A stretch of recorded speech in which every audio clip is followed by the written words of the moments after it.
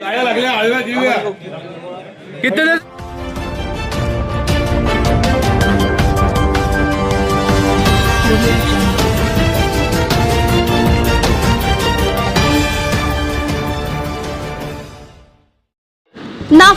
Online चणा नोंदणीसाठी शेतकऱ्यांची झुंबड, मागवावा लागला पोलीस बंदोबस्त। ऑनलाईन चणा नोंदणीला राज्यात सुरुवात झाली आहे।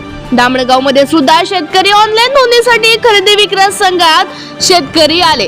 नाव नोंदणीला घेऊन शेतकऱ्यांनी एकच गर्दी केल्याने शेतकऱ्यांची झुंबड पाहायला मिळाली। शेतकऱ्यांची गर्दी पाहता या ठिकाणी पोलीस बंदोबस्त मागवावा लागला।